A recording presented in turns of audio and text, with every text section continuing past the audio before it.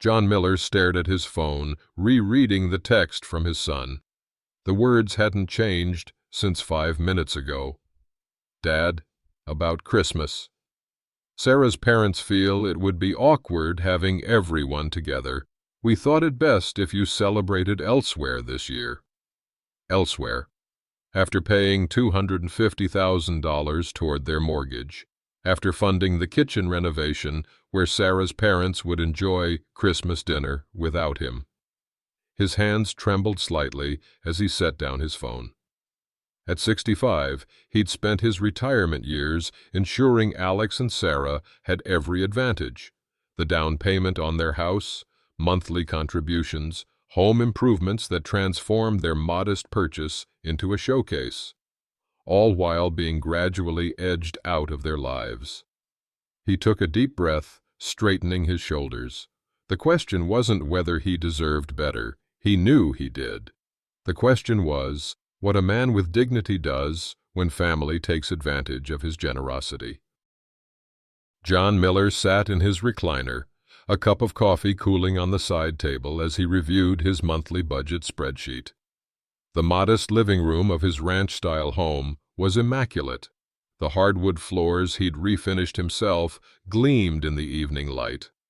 At 65, he took pride in maintaining the house he'd paid off 10 years ago, just as he took pride in helping his only son secure a future.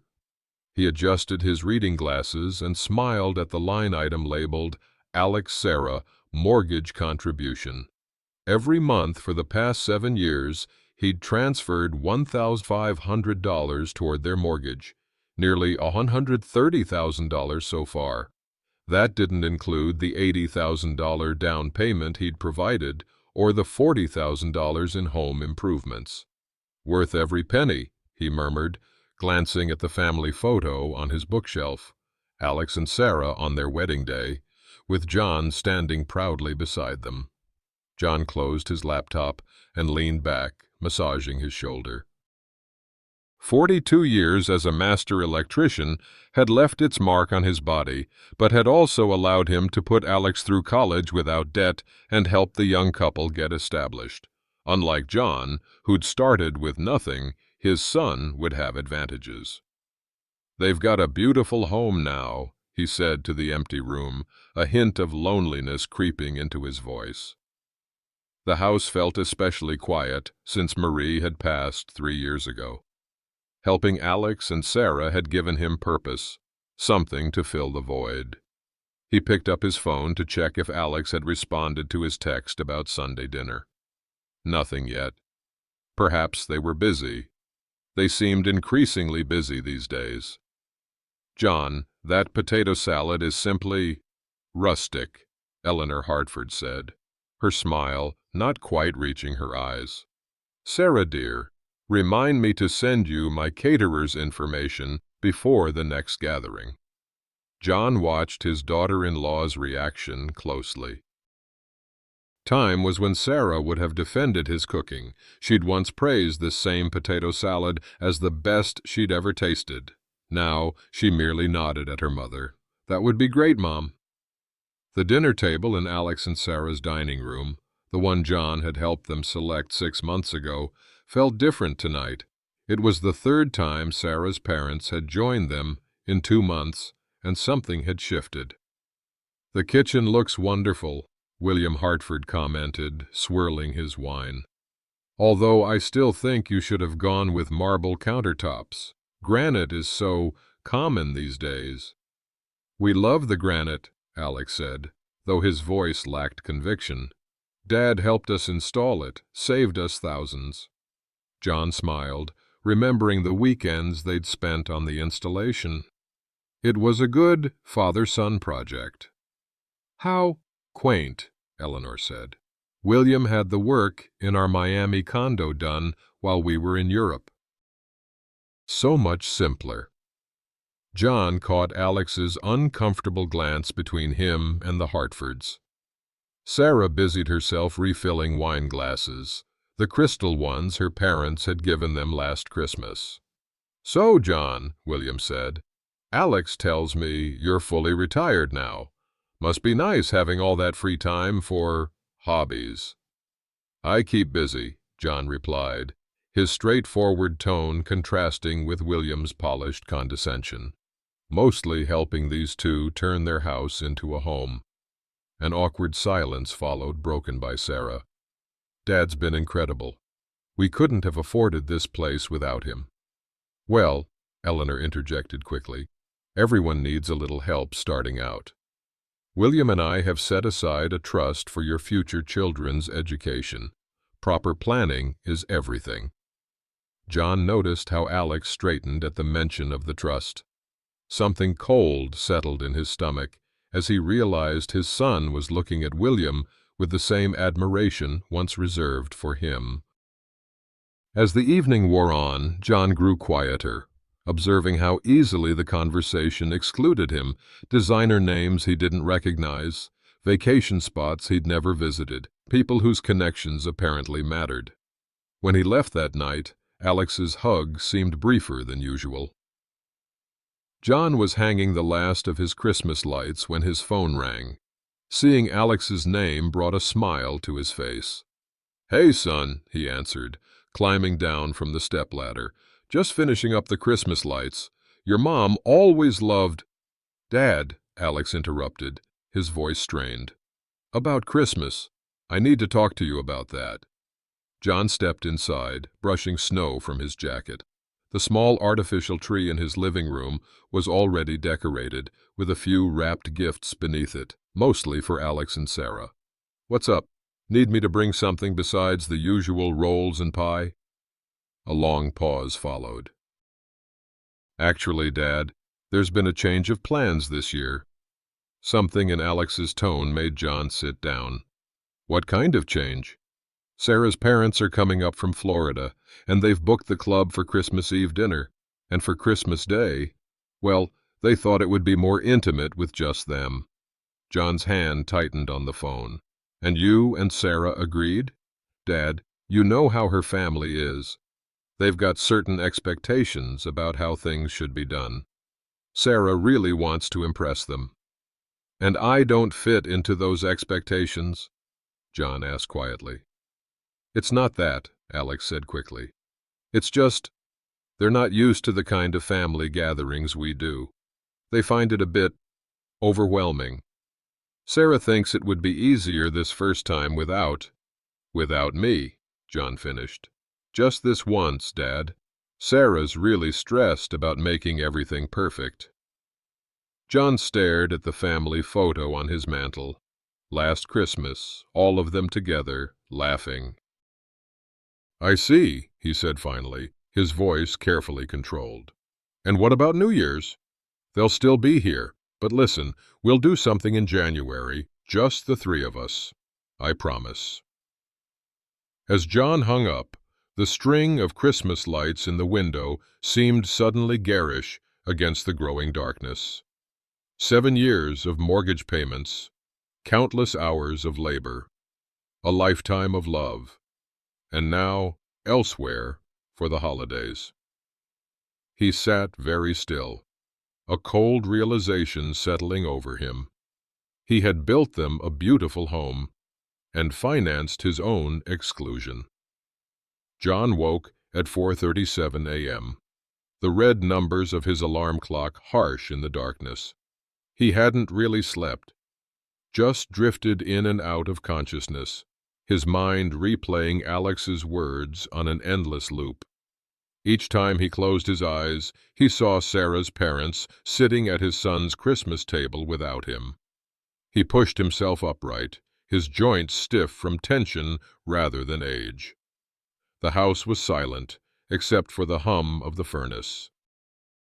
December in Michigan demanded heat, but John felt a chill no thermostat could touch. In the kitchen, he went through the motions of making coffee, measuring grounds with the same precision he'd applied to his electrical work all those years. The coffee maker gurgled, a familiar sound in an unfamiliar morning. "Just this once," he murmured, echoing Alex's words as he poured his coffee. "Just this once, they need perfect." His gaze drifted to the refrigerator, where a Christmas card from last year showed the three of them, Alex, Sarah, and himself, arms around each other in front of their decorated tree. The tree he'd helped them pick out. In the house he'd helped them buy. He carried his mug to the calendar hanging beside his kitchen table, where December 25th was circled in red. For the first time in his adult life, John had nowhere to go on Christmas Day. "Maybe I didn't do something right," he said to the empty kitchen. But even as the words left his mouth, he knew better. He'd done everything right, financially at least. Had that been his mistake? Making it too easy? John sipped his coffee, remembering the gradual change in Sarah's demeanor over the past year, the growing deference to her parents' opinions, the subtle distancing whenever the Hartfords were around. He thought about Alex's face during that last dinner, that look of admiration directed at William Hartford, the same look Alex had once given him. As the sun began to rise, casting long shadows across his kitchen floor, John's confusion gradually gave way to a clarity that surprised him. This wasn't about Christmas. This was about something much deeper, about worth, about respect. He set down his mug with sudden purpose. It was time to take a closer look at exactly what he'd been supporting all these years. John pulled the accordion file from his office closet, the one labeled Alex Sarah. Inside were neatly organized folders, each representing a different category of support he'd provided over the years. He spread them across his desk with methodical care. "Let's see exactly where we stand," he murmured. He began with the mortgage documents. The original down payment of $80,000, nearly half his retirement fund at the time. He'd never told Alex how much he'd had to adjust his own retirement plans to make that happen.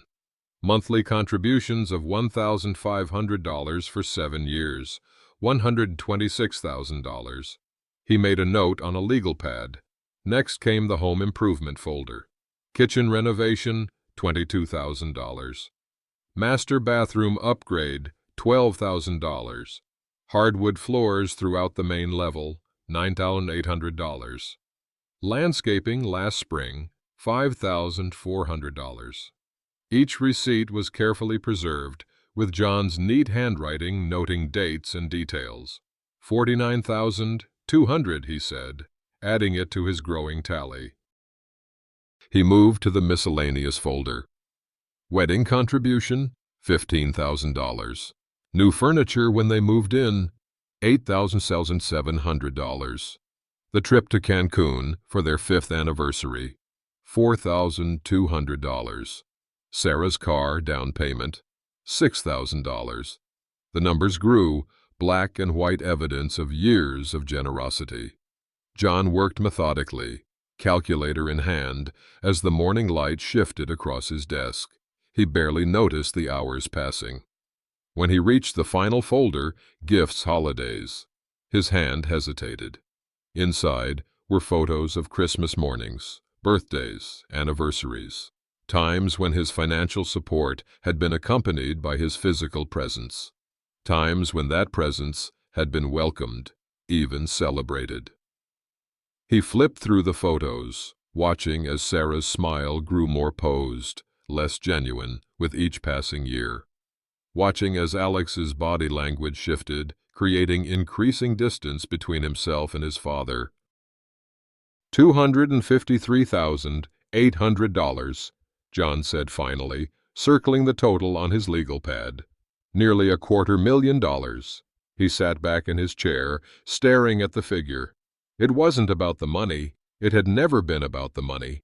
But seeing it laid out so clearly, contrasted against his current exclusion, something shifted inside him. "All this," he said softly, "and I'm not good enough for Christmas dinner." The realization settled in his chest, indignation replacing hurt. This wasn't just ingratitude. This was exploitation, and perhaps worst of all, he had enabled it. John remained at his desk as afternoon faded into evening, the financial records spread before him like evidence in a trial. Outside, neighbors' Christmas lights began twinkling in the early darkness. Inside, his mind had reached an unexpected clarity. He opened his laptop and navigated to his online banking portal. The mortgage payment to Alex and Sarah was scheduled for tomorrow, automatic, as it had been for years. His cursor hovered over the cancel payment button. Was this petty? John considered the question carefully. No, this wasn't about revenge. This was about boundaries that should have been established long ago. This was about respect, both for himself and, ultimately, for his son. He thought about what Marie would say. His late wife had always been the one to remind him that children needed to stand on their own feet. Love isn't the same as enabling, she'd told him once, when he'd wanted to solve one of Alex's college problems for him. John clicked the button. A confirmation message appeared. Are you sure you want to cancel this scheduled payment? His hand was steady as he clicked yes. The screen refreshed, showing the payment now marked as canceled. Such a simple action, yet John felt as though something fundamental had shifted, like the release of a burden he hadn't fully acknowledged carrying. He closed his laptop and began gathering the financial records, returning them to their folders with the same care he'd always shown. But instead of putting the accordion file back in the closet, he placed it prominently on his desk. Evidence, yes, but also reminder of boundaries crossed, of respect required. John stood and stretched, realizing he hadn't eaten all day. The clock on the wall showed 6:30 p.m. The mortgage payment would have processed at midnight. He felt a mixture of anxiety and liberation as he walked to the kitchen to make himself dinner. For the first time in years, he had acted in his own interest rather than in service to his son's needs. It was uncomfortable. It was necessary. Tomorrow would bring consequences. Alex would notice the missing payment. There would be questions, perhaps anger. John would need to stand firm in a way he hadn't for a very long time. But tonight, as he prepared his simple meal, John felt something he hadn't expected, the quiet satisfaction of reclaiming his own dignity. John was reading the newspaper when his phone rang 3 days later. He'd been anticipating this call, the tension building with each passing day. When he saw Alex's name on the caller ID, his grip tightened slightly on his coffee mug, but his voice remained steady as he answered. Hello, Alex. Dad? Alex's voice was pitched higher than normal, urgent and strained. Did you know the mortgage payment didn't go through? The bank just called Sarah about it. John took a deliberate sip of coffee, giving himself a moment. Yes, I know. What? Dad, there must be some mistake. Can you call your bank right away? Our payment is 3 days late now, and they're talking about late fees. There's no mistake, Alex, John said calmly. I canceled the payment. The silence on the other end was brief but profound. You, what? Why would you do that? Alex's voice had shifted from panic to disbelief. I've decided to stop making your mortgage payments. Stop making? Dad, is this about Christmas? Are you serious? John glanced around his comfortable living room, the home he'd worked 42 years to pay for. I'm completely serious. But we're counting on that money. The payment is built into our budget. I understand that, John replied, his voice level. You'll need to adjust your budget. Dad, this is crazy. You can't just suddenly cut us off without warning. I believe 7 years of payments was sufficient warning that this arrangement wouldn't last forever. But why now? Right before Christmas? Alex's voice had taken on a desperate edge. That seems like a question you might ask yourself, John said. Are you punishing us? Because if it's about Christmas, Sarah's parents, this isn't punishment, Alex. It's a decision I've made about my own money. We can't make the full payment ourselves this month. What are we supposed to do? You're adults with good jobs. I'm sure you'll figure something out. The conversation ended with Alex still protesting, his voice a mixture of panic and indignation. John set his phone down, surprised at his own calm. Where he'd expected guilt, he found only a quiet certainty. The knock on John's door the following evening was exactly as he'd expected. 3 sharp raps, Alex's signature since childhood when he was upset about something. John opened the door to find his son standing on the porch, his face a complex mixture of frustration and forced composure. "Can I come in?" Alex asked, his tone carefully neutral. "Of course." John stepped back, gesturing toward the living room. "Would you like some coffee?" "No, thanks. I can't stay long." Alex remained standing as John sat in his recliner. "Dad, we need to talk about this payment situation." John nodded. "I'm listening." "I don't understand what's happening here. For 7 years, you've helped us with the mortgage. Then suddenly, without any warning, you just stop. What am I supposed to think?" "What do you think?" John asked quietly. Alex ran a hand through his hair in frustration. "Honestly, it feels like you're retaliating because you're upset about Christmas." "That's an interesting perspective," John said, leaning forward slightly. "Would you like to know mine?" "Yes, of course. I've contributed over $250,000 to your home and lifestyle, Alex. That's money I was happy to give because I love you. But lately, I've noticed a pattern that's become increasingly clear." "What pattern?" Alex's defensive tone suggested he already knew. "I'm good enough to pay your mortgage, but not good enough to join your Christmas celebration. I'm good enough to renovate your kitchen, but not good enough to sit in it with Sarah's parents. I'm welcome when you need something, but an inconvenience when you don't." "Dad, that's not fair. It's complicated with Sarah's family. "I'm not interested in discussing Sarah's parents," John interrupted gently. "This is about you and me and the respect I'm due as your father." "So this is about respect? You're using money to force respect?" John shook his head. "No, Alex. I'm not using money at all anymore. That's the point. Our relationship needs to exist without it." Alex paced a few steps, glancing at the family photos on the mantel. "So, that's it? You're just cutting us off completely?"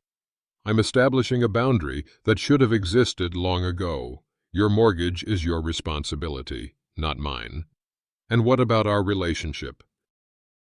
"Where does this leave that?" "That's entirely up to you," John said. "I'll always be your father. I'll always love you. But from now on, our relationship needs to be based on mutual respect, not financial dependency." Alex fell silent, clearly processing this new reality. After a moment, his shoulders slumped slightly. "I'll have to talk to Sarah about finding a way to cover the payment." "I think that's appropriate," John nodded. The tension in the room had eased slightly. Alex had finally taken a seat on the couch, and though the conversation wasn't comfortable, it seemed they had reached an understanding of sorts. "I should get home," Alex said, checking his watch. "Sarah's probably wondering where I am." "Before you go," John said, "I want you to know that despite this boundary, I'm still here for you, just not financially." Alex nodded, a complicated mix of emotions crossing his face. Then, as if suddenly remembering something, he brightened slightly. "Oh, I almost forgot to mention, Sarah's parents are coming up next weekend for a dinner party at our house, Saturday night." "I see," John said carefully, watching his son's expression. "Yeah, they're flying in Friday afternoon." Alex's tone had shifted to something almost casual. "Actually, I was hoping you might be able to pick them up at the airport. Sarah and I both have meetings that can't be rescheduled, and they don't want to rent a car just for the weekend." John stared at his son, momentarily speechless. The audacity of the request after their entire conversation about respect and boundaries was staggering. "Let me understand this," he said finally. "I'm not welcome at your Christmas celebration because Sarah's parents would find it uncomfortable. But I am welcome to drive to the airport and pick them up?" Alex shifted uncomfortably. "It's not like that. We're inviting you to the dinner party on Saturday." "I was going to tell you about that anyway." "After you secured my services as their chauffeur," John noted. "Dad, it's just a favor. That's what family does." John studied the calendar hanging on his wall, the same one with Christmas Day circled in red. "What time does their flight arrive?" 2:15? Alex seemed relieved by the question. "Terminal A. I can text you the flight information." "And the dinner party?" 7 o'clock Saturday. Nothing fancy, just a nice dinner." John nodded slowly, his face carefully neutral. "I'll need to check my schedule." "Great, I'll let them know." Alex stood, clearly eager to end the conversation on this more positive note. "So we're okay then? About the mortgage thing?" "We've reached an understanding," John replied, walking him to the door. As he watched his son drive away, John felt a familiar weight settling in his chest, not the guilt he might have expected, but a deep sadness mixed with resolve. The request to pick up the Hartfords revealed everything about how Alex and Sarah viewed him, not as family to be respected, but as help to be utilized when convenient. He closed the door, thinking about the car keys hanging on their hook in the kitchen. By Friday afternoon, he would need to decide exactly what kind of boundary he was willing to enforce. John paced the length of his living room, too restless for sleep despite the late hour. Alex's request to pick up the Hartfords had been playing in his mind all evening. His car keys hung on their hook in the kitchen, catching the dim light whenever he passed the doorway.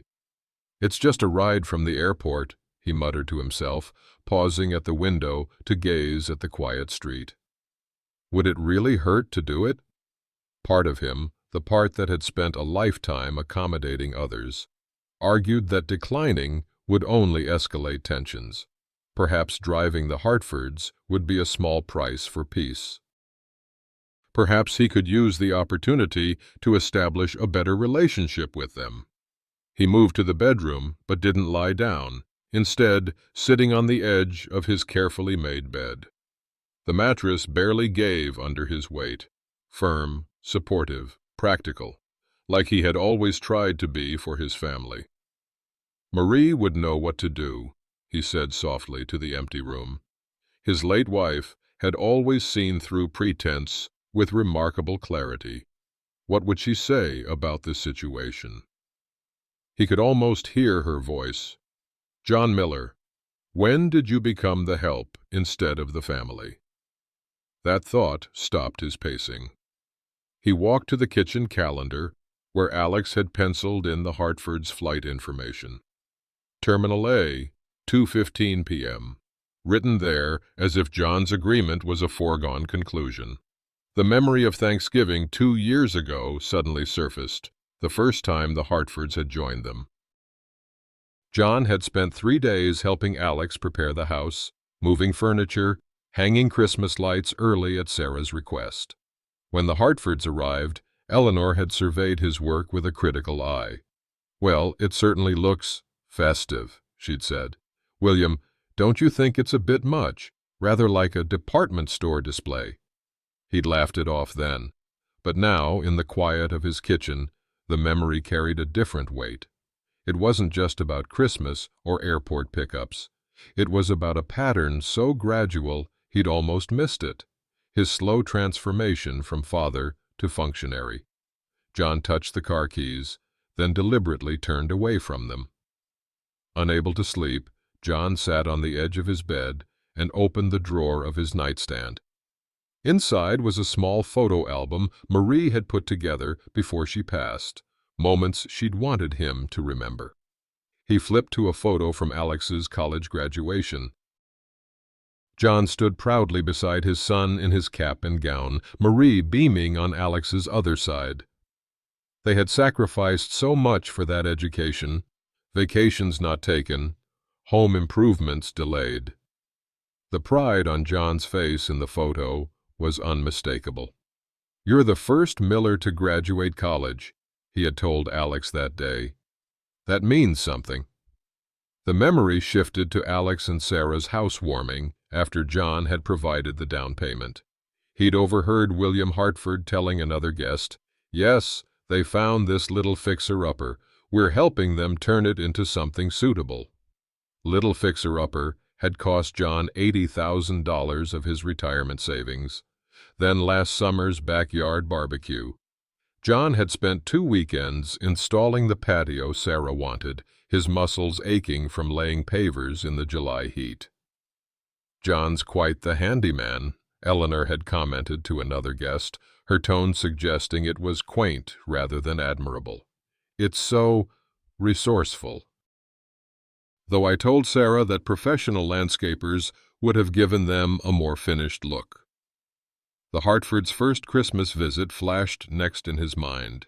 He'd been assigned to pick them up from the airport then, too. The entire drive back, they'd discussed their flight, their Florida home, their country club, speaking over his head from the back seat as if he were their driver rather than Alex's father. "We'll need to stop at the wine shop," William had instructed without asking. "The one on Maple, not that corner place. I couldn't possibly drink what they were serving last night." At dinner that evening, when John had mentioned his 40 years as an electrician, Eleanor had smiled thinly. How stable! William's investments allowed him to retire at 55. More memories surfaced, each small indignity building upon the last. The time Eleanor had handed him her coat, without looking at him, at Alex's birthday dinner. William checking his work on the kitchen backsplash and suggesting a professional could touch it up. The way they spoke about Sarah and Alex's future plans, as if John's input was irrelevant, and through it all, Alex's gradual shift, from defending his father to accommodating his in-laws, from appreciating John's contributions to expecting them. John closed the album, a calm certainty settling over him. This wasn't about one airport pickup. This was about years of small erosions to his dignity that he had permitted for far too long. Morning sunlight streamed through John's kitchen windows as he prepared his breakfast. 2 eggs, wheat toast, coffee. The simple routine felt grounding after a night of reflection.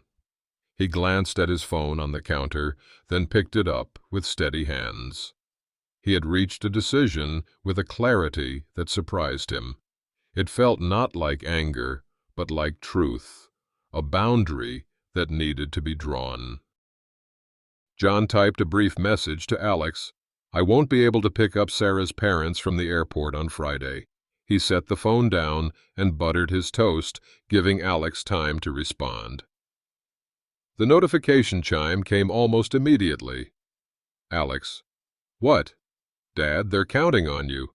Their flight is already booked." John: "I understand, but they'll need to make other arrangements." Alex: "Is this because of what we talked about yesterday?" John: "This is about what's appropriate going forward." Alex: "Can you at least tell me why? What am I supposed to tell them?" John: "You can tell them I'm unavailable. There are taxis and ride services available at the airport."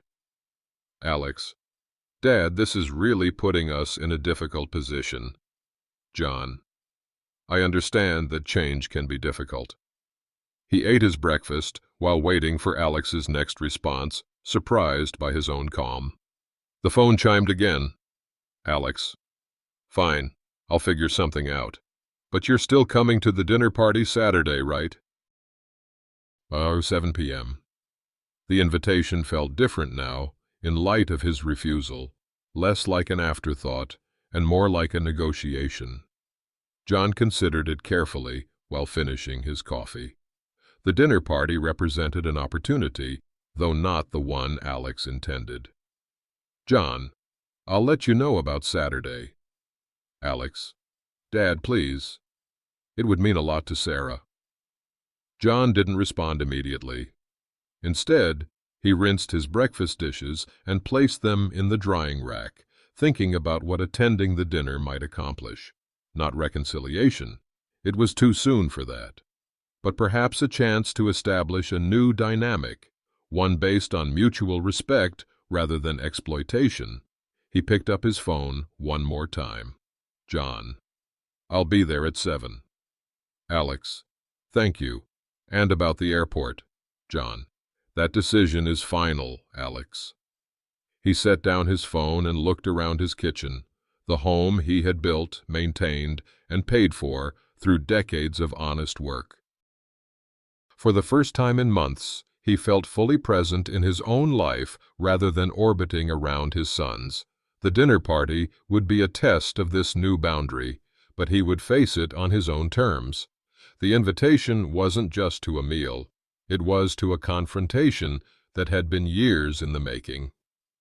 On Saturday morning, John sat at his desk with purpose, pulling out the accordion folder he'd examined days earlier. This time, however, he wasn't just taking inventory, he was preparing evidence. He spread a selection of documents across the surface: mortgage statements, receipts for home improvements, bank transfers, each telling part of a larger story. With a yellow highlighter, he marked the most significant numbers: $80,000 down payment, $126,000 in mortgage assistance, $49,200 in home improvements. Keep it factual, he murmured to himself as he worked. No accusations, just facts. John selected a sleek black presentation folder from his office supplies, something he'd kept from his days managing electrical contracts. One by one, he slipped the most relevant documents inside, organizing them chronologically. Each page represented years of generosity that had been taken for granted. He made a small notation in the margin of the kitchen renovation receipt, the same kitchen where tonight's dinner party would be held. The granite countertops the Hartfords had deemed common. The custom cabinets John had helped install over 3 weekends last year. As he worked, John's hands remained steady. This wasn't about revenge or even anger anymore. This was about truth. The kind of truth that could only be delivered with dignity and evidence. He turned to his computer and printed a single-page summary he'd created, a simple table showing the total, $253,800. No commentary needed. The number spoke for itself. When he'd finished, John closed the folder and ran his hand over its smooth surface. For years he'd been a silent partner in his son's life, contributing without acknowledgement. Tonight, the silence would end, not with an emotional outburst, but with incontrovertible facts. He placed the folder on the corner of his desk, ready to take with him to the dinner party, not as a weapon, but as a shield of truth. "You're actually going to do it?" Frank asked, setting his coffee mug down on the table at Jensen's Cafe. "Show up at this dinner party with the financial records?" "That's the plan," John replied. Frank and Diane had been John's friends for over 30 years, since before Alex was born.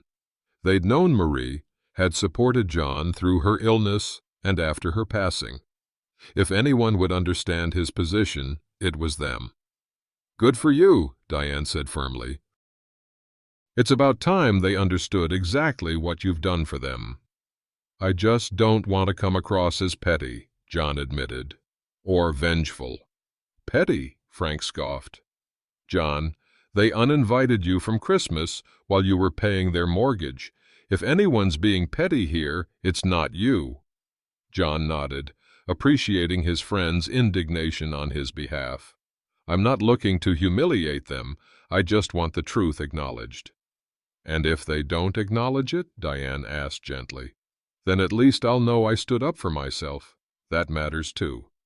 Diane reached across the table and squeezed his hand. "Marie would be proud of you.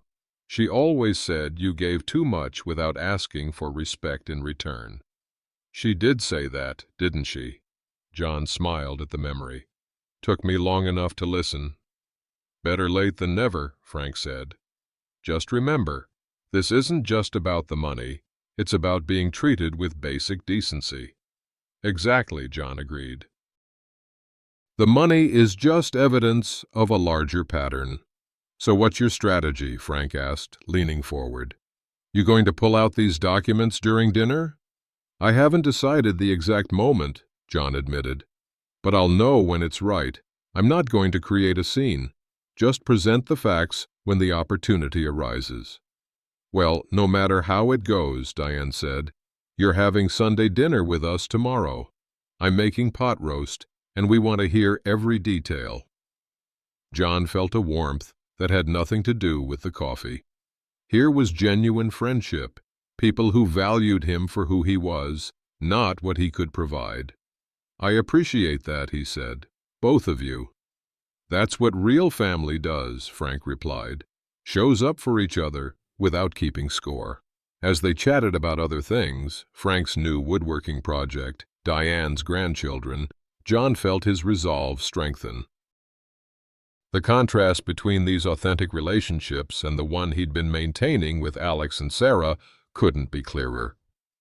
"You're going to be fine," Diane assured him as they prepared to leave. "Just remember, the truth doesn't need anger to make its point." John nodded, knowing she was right. The strongest position was one of calm certainty. At precisely 6:50 p.m., John stood before his bedroom mirror, adjusting his tie. He'd chosen his attire carefully, a charcoal gray suit he'd worn to important contract negotiations, a crisp white shirt, and a deep blue tie Marie had given him for their 30th anniversary. Professional but personal. Dignified without being showy. The black presentation folder sat on his bed, waiting to be placed in his suit jacket's inner pocket. John picked it up, feeling its weight, both physical and symbolic. "Facts, not feelings," he reminded himself, slipping the folder into his jacket. He'd rehearsed what he might say in various scenarios, but ultimately knew that the right moment would present itself naturally. He drove to Alex and Sarah's house with practiced calm, the same route he'd taken hundreds of times before, to help with renovations, to deliver mortgage payments, to celebrate holidays. Tonight's visit had a different purpose. As he turned onto their street, he noticed several cars already parked outside their home. Good. Witnesses would ensure civility on all sides. The house looked impressive in the evening light. Exterior lighting John had installed himself, highlighting the landscaping he'd helped fund. The irony wasn't lost on him. John parked across the street and took a moment to center himself before exiting his vehicle. Through the front windows he could see movement, silhouettes of people mingling in the living room, the soft glow of candles suggesting a formal atmosphere. He approached the front door, the presentation folder a reassuring presence against his chest. With one deep breath, he pressed the doorbell. Sarah opened the door, her smile freezing slightly when she saw him. "John, you're right on time." "Hello, Sarah," he said pleasantly. "Thank you for the invitation." "Of course," she replied, stepping back to let him in. "Everyone's in the living room. Alex's boss is here, and some friends from our club." John nodded, noticing her nervous glance toward the living room, where he could hear Eleanor Hartford's distinctive laugh rising above the conversation. "Can I take your coat?" Sarah asked. "I'll keep it, thank you," John replied, wanting to maintain control of the folder in his inner pocket. As he stepped into the entranceway, the hardwood floors he'd helped install gleaming beneath his feet, John felt a strange sense of calm. For the first time in this house, he wasn't there as a contributor or a helper. He was there as a truth-bearer. He followed Sarah into the living room, where conversations briefly paused as heads turned toward him.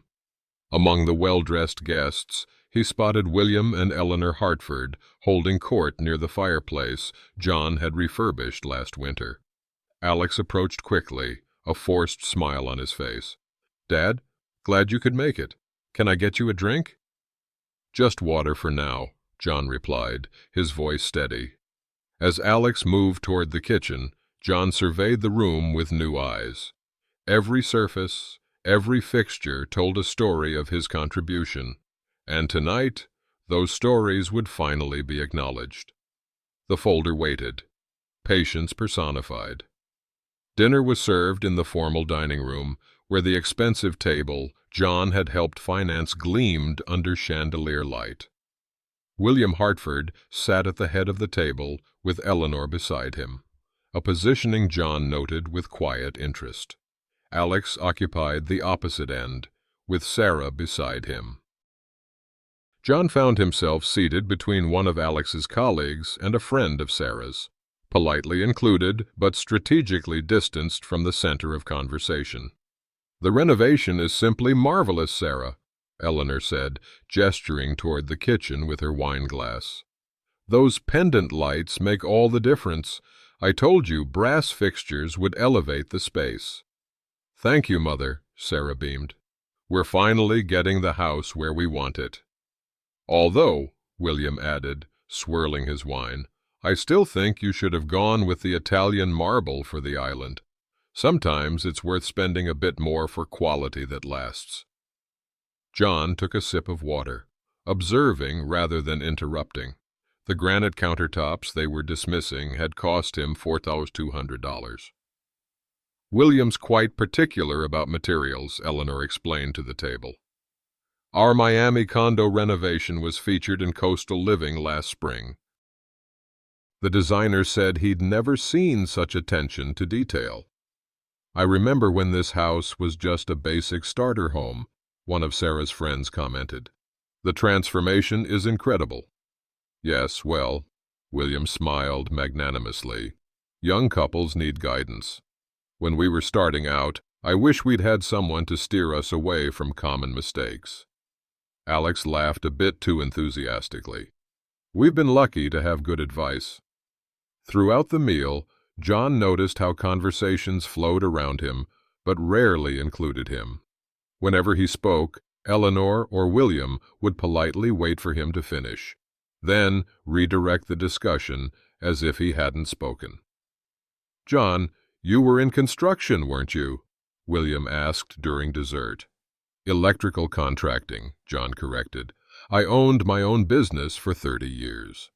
"How nice. A tradesman," Eleanor smiled tightly. "William's father started in sales before moving into finance. He always said practical experience gave him insight into how the real economy functions." "Speaking of practical experience," William continued, turning to Alex, "I've been thinking about your career trajectory. My golf partner's son works for that new tech venture in Chicago. I could arrange a lunch." John watched as his son's eyes lit up with the same admiration once reserved for him. The dinner plates before them, plates John had purchased as a housewarming gift, held the remnants of a meal served in the kitchen he had helped renovate. Eleanor leaned forward slightly. "John, would you mind refreshing my water? The pitcher's just behind you." It was such a small request, yet delivered with such casual presumption. John saw Alex stiffen slightly, recognizing the boundary being tested. The moment had arrived. "Of course, Eleanor," John replied evenly, filling her water glass. As he set the pitcher down, he added, "Actually, I've been meaning to share something with everyone. Perhaps now is a good time." He reached inside his jacket and withdrew the black presentation folder. The conversations around the table quieted as he placed it before him. "What's that, Dad?" Alex asked, a note of apprehension in his voice. "Documentation," John said simply. He opened the folder and removed the single-page summary he'd prepared. I've been reflecting on my contributions to this home over the years. I thought it might be valuable for everyone to understand exactly what that entails." The table fell silent as John slid the summary toward the center where everyone could see it. The bold total at the bottom, $253,800, seemed to glow on the page. "As you can see," he continued in the same measured tone, "I've provided substantial financial support, from the initial down payment of $80,000 to the monthly mortgage contributions totaling $126,000 over 7 years, not to mention the various home improvements." He gestured around the room. The hardwood floors we're sitting on, the kitchen renovation everyone's been complimenting, the landscaping visible through those windows. William Hartford cleared his throat. "I'm not sure this is appropriate dinner conversation, John." "Actually, I disagree," John replied calmly. "Since this home and my contributions to it have been a topic of discussion all evening, it seems perfectly appropriate." He turned to Sarah's friend, who had commented on the home's transformation. "You mentioned how different this house looks from when they bought it. What you're seeing represents nearly $250,000 of my retirement savings." Alex's face had drained of color. "Dad, I'm not angry, Alex," John assured him. "I'm just establishing facts. I've been happy to help you build this beautiful home. What concerns me is that while my money has always been welcome, I myself have not been. Case in point, Christmas." Eleanor's lips pressed into a thin line. "I hardly think I wasn't invited to Christmas this year," John continued, addressing the table at large. "Apparently, my presence would make some people uncomfortable, though my financial contributions remain quite comfortable indeed." He removed several more documents from the folder. "Here's the receipt for the granite countertops William finds so common, and here's the documentation for the hardwood flooring installation I helped with personally over 3 weekends last March." The dinner guests shifted uncomfortably, glances darting between John and the Hartfords. "I was even asked to pick up William and Eleanor from the airport yesterday, despite not being welcome at the Christmas celebration they'll be attending in this home." John's voice remained remarkably even. "I declined that invitation." William's face had reddened. "This is outrageous. You're embarrassing your son and his wife in front of their friends." "No," John replied firmly. "What's outrageous is treating someone as a resource rather than family. What's embarrassing is taking financial support from someone you don't respect enough to include in your holidays." He carefully gathered the documents and returned them to the folder. "I've stopped the mortgage payments, as you know. These records are simply to ensure everyone understands why." Sarah was blinking rapidly, fighting tears. Alex stared at the table, unable to meet anyone's eyes. "I don't expect repayment," John concluded, "but I do expect respect, and when that's not forthcoming, I make adjustments accordingly." He closed the folder with a soft but final sound that seemed to echo in the silent room. For several seconds, no one spoke. The clink of a fork against china sounded unnaturally loud in the stunned silence. John calmly slipped the folder back into his jacket pocket. "I believe I've said what I came to say," he noted, folding his napkin and placing it beside his plate. "Thank you for dinner." He rose from his chair with unhurried dignity. Alex finally found his voice. "Dad, wait. You don't have to leave." "Actually, I do," John replied, his tone free of anger. "But we can talk another time, when you're ready." Eleanor Hartford had recovered enough to attempt damage control. "Well, this has certainly been unexpected. Perhaps we should all—" "Good night, Eleanor," John interrupted politely. "William, enjoy your stay in the home my money built." He nodded to the other guests. "It was nice to meet all of you." As he walked toward the door, John could hear the murmured reactions beginning behind him. The awkward attempts to restart conversation, Sarah's whispered urgency to Alex, William's blustering indignation. None of it touched him. His step was light as he retrieved his coat from the entryway closet. Alex followed him to the door. "Dad, you didn't have to do this tonight." "Not in front of everyone." "Would you have preferred I continue saying nothing?" John asked, buttoning his coat. "We can figure something out about the mortgage," Alex said, lowering his voice. "But this changes things." "Yes," John agreed. That was the point. He opened the front door, feeling the cool night air on his face, clean and refreshing after the suffocating pretense inside. "Good night, son." As he walked to his car, John heard the door close behind him. The sound held a finality that might have saddened him a month ago. Tonight, it felt like punctuation, the period at the end of one chapter, the space before the beginning of another. He drove home in peaceful silence, the weight of unspoken truths finally lifted from his shoulders. "Your move, John," Frank said, leaning back in his chair as the Thursday night chess club watched with interest. 3 months had passed since the dinner party confrontation. John studied the board, considering his options. The recreation center buzzed with pleasant activity around them, a knitting circle in one corner, a book club in another. "He's got that look," Diane commented from the sidelines. "Frank's in trouble." John smiled and shifted his bishop. "Check." Frank groaned dramatically. Every time, every single time.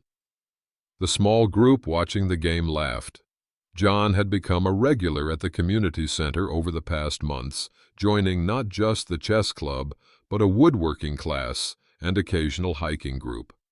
What had begun as a way to fill time had become a genuine source of joy. "Rematch next week?" John asked as they reset the pieces. "Glutton for punishment," Frank muttered, but his smile was warm. After the game, several of them moved to the center's small cafe.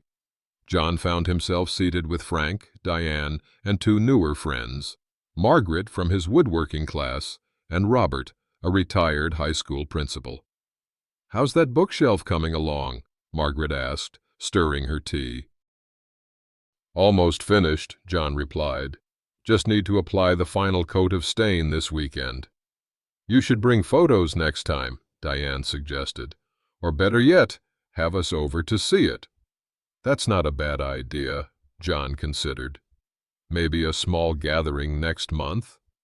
The easy conversation flowed, touching on everything from local news to book recommendations.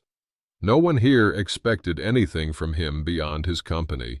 No one measured his value by what he could provide. "By the way," Robert said, "our community garden still has 2 plots available if anyone's interested." "I haven't gardened in years," John admitted. "Not since Marie was alive."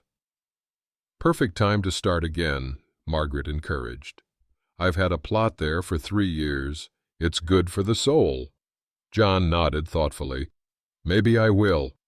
Marie always said I had a way with tomatoes." As the evening wound down and they gathered their coats, John felt a contentment that had once seemed beyond reach. These people had no shared history with him, no obligations, just genuine connection built on mutual respect. Walking to his car alongside Frank and Diane, John realized he hadn't thought about Alex or the dinner party in weeks. The wound had gradually healed, replaced by something unexpected, a chosen family rather than one defined by obligation. "Same time next Thursday?" Frank asked. "Wouldn't miss it," John replied, meaning every word. "Coffee black, right?" Diane asked as she returned to their table at Jensen's Cafe the following Tuesday. "Perfect, thanks," John replied, accepting the steaming mug. Their weekly coffee meetup had become a pleasant routine. Today, Diane had seemed slightly preoccupied, stirring her latte longer than necessary. "Everything okay?" John asked. "Just wondering if I should mention something," she replied, setting her spoon down. "It's about Alex." John's hand paused momentarily on his mug. "What about him?" "Sarah's cousin works with my niece," Diane explained. "Small town, you know how it is. Apparently, they're having serious financial trouble. The bank has started foreclosure proceedings on the house." John absorbed this quietly, surprised by his own measured reaction. 3 months ago, this news might have triggered an immediate urge to intervene. Now he felt concern, but not responsibility. "That's unfortunate," he said finally. "There's more," Diane continued carefully. "Sarah's parents apparently pulled their financial support after the dinner party incident. Something about refusing to enable entitled behavior and being deeply embarrassed by the revelation of your contributions." John couldn't help the ironic smile that touched his lips. "Interesting how quickly they adopted my position once it affected their social standing. The cousins said they've basically cut Sarah off. And with the mortgage payments, they're facing the consequences of financial decisions they made," John observed. "Just as I faced the consequences of mine for years." Diane studied him. "You don't seem upset." "I'm not celebrating their hardship," John clarified, "but I'm not responsible for fixing it either." "Do you think Alex will reach out to you?" John considered this, warming his hands around his coffee mug. "Possibly. If he does, I'll listen, but my boundaries remain." "That's healthy," Diane approved. "You know, when you first told us about the dinner party confrontation, I worried you might regret it, but you seem more at peace now than I've seen you in years." "I am," John acknowledged, "not because they're struggling, but because I'm finally living authentically. Whatever happens with Alex and Sarah, I know I can handle it without compromising my self-respect." They shifted to other topics: the community garden plots, a local art exhibition, Frank's upcoming birthday. But as they parted ways after coffee, John found himself wondering if and when he might hear from his son. The thought no longer carried anxiety, just a quiet readiness for whatever might come. The doorbell rang on Sunday afternoon, catching John by surprise. He wasn't expecting visitors, and door-to-door solicitations were rare in his neighborhood. When he opened the door to find Alex standing on his porch, John maintained his composure despite his surprise.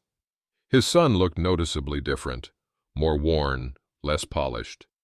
The confident posture that had gradually mimicked William Hartford's was gone. "Dad," Alex said, his voice uncertain, "can we talk?" John assessed him for a moment, then stepped back. "Come in." They remained standing in the entryway, neither moving toward the living room's more comfortable seating, a threshold both physical and symbolic. "You've probably heard we're in trouble," Alex began. "I've heard some things," John acknowledged. "The bank, they've started foreclosure proceedings. We're 3 months behind on the mortgage." John nodded, but offered no immediate solution. A silence stretched between them. "Sarah's parents cut us off completely after that dinner," Alex continued. "They said we'd humiliated them, that they couldn't face their friends." "That must be difficult," John said, his tone neutral. Alex ran a hand through his hair, a gesture so reminiscent of his teenage years that John felt a momentary softening. "Dad, I know I have no right to ask this, but we need help. We're going to lose the house." "Probably," John agreed. "That's what happens when mortgages don't get paid."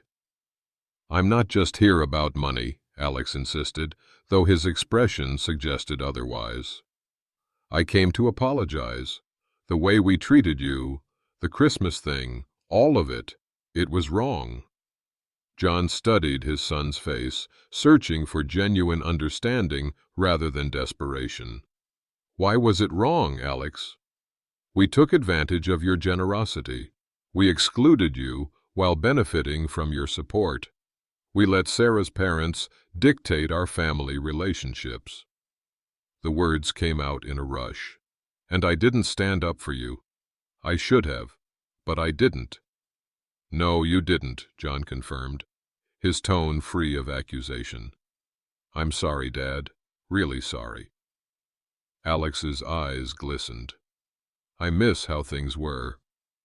"I don't," John replied honestly. "How things were wasn't healthy for either of us." Alex looked stricken. "So that's it. You won't help us?" "I didn't say that," John replied carefully. "But going back isn't an option. Moving forward would require a different kind of relationship." "What does that mean?" "It means I'll always be your father, and I'll always love you, but financial support isn't part of our relationship anymore." "So you'll let us lose the house?" Alex asked, a note of the old entitlement creeping back into his voice. "The house is your responsibility, not mine," John said firmly. "But our relationship is separate from that. If you want to rebuild that, I'm open to trying. Sunday dinners, regular conversations. A relationship based on genuine connection rather than financial dependence." Alex looked down, processing this. "And the house? You and Sarah are capable adults. You'll make the necessary adjustments, just as I did after your mother died." John's voice gentled slightly. "It might mean downsizing, changing your lifestyle, but that's not the end of the world." A long silence followed. When Alex looked up again, something had shifted in his expression, a glimmer of understanding, perhaps. "Sunday dinners," he said finally. "We could try that."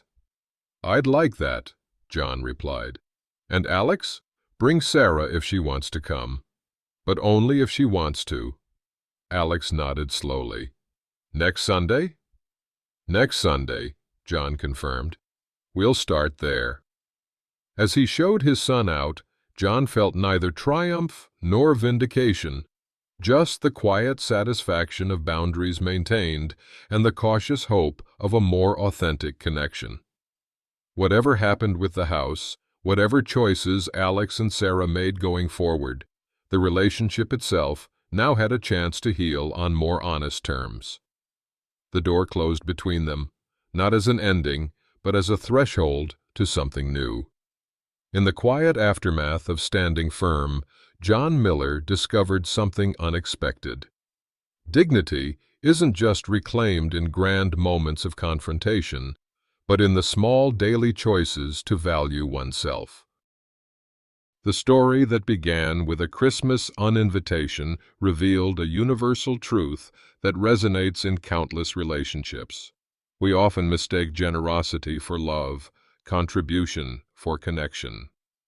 But true relationships flourish only when mutual respect forms their foundation. Boundaries aren't walls built to keep others out, but rather the essential structure that allows authentic relationships to flourish. When John finally established his, refusing the airport pickup, stopping financial support, presenting evidence at the dinner party, he wasn't ending his relationship with his son. He was creating the possibility for a real one to begin. The financial ledger John so carefully documented served as more than evidence. It became a metaphor for the emotional accounting we all maintain in our relationships. Are we investing endlessly with little return? Are we accepting disrespect because we fear losing connection? What John's journey teaches us is that self-respect must precede healthy relationships. His transformation from enabler to boundary setter wasn't about punishment or revenge. It was about restoring balance and creating space for authenticity to grow. We all face moments when we must choose between comfortable patterns and necessary change.